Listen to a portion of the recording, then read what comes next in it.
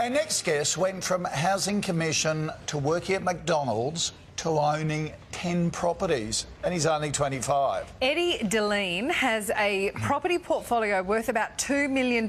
He says if he could do it, anyone can.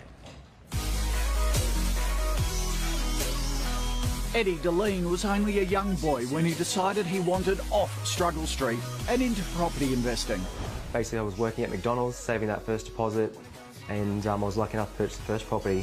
Living in public housing with a single mother and earning $11 an hour, sacrifices had to be made. For me, I'm more than happy to, drive around a car that's worth $1,000, put all that money in property. This is the first property Eddie ever purchased at age 19. In 5 years, the two-bedroom unit has nearly tripled in value. He avoids the common tactic of borrowing against existing properties. Instead, he saves up for each deposit by working several jobs. $270 a week rent and, $130 a week mortgage payments. Now 25, Eddie owns 10 properties with even more purchases on the horizon. Eddie, I usually get worried about these sorts of stories because usually they're dodgy investment schemes like pyramid schemes. You actually did it the hard way by actually working a few jobs. How many jobs were you working at the one time to save up for your deposits?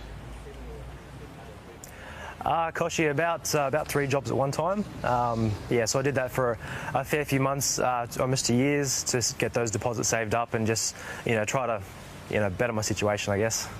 OK, now, Eddie, you've got some advice for people thinking about getting into property investing. What are your top tips for young people wanting to do this?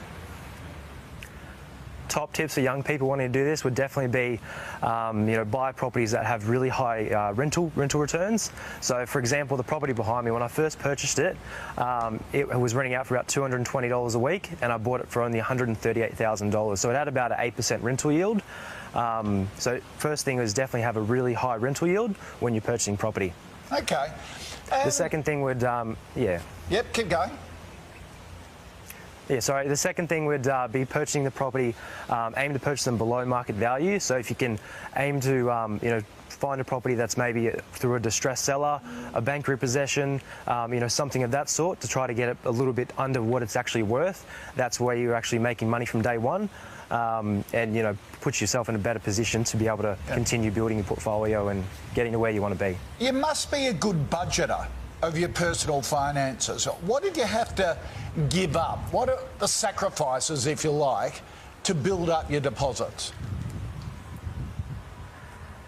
Getting started, definitely wasn't easy. I remember going back to high school, everyone would buy lunch every day, or they'd get their pocket money from their mum and dad, or they'd be working on the side doing their own job. For me, I was always, the type of person who, didn't buy, fancy expensive things growing up. Before, I drove around a car that was worth $500 or $1,000 instead of buying a car for $30,000 or $40,000, just so I could put more money in property. And I knew that they would go up in value and a car would go down in value. Yeah, well, good on you. As I said, you've done it the old-fashioned way, so it's built on a solid foundation, which is terrific. Nice to meet you. What a great story. Thanks very much, Koshi. Thanks, guys. Appreciate it. There you go.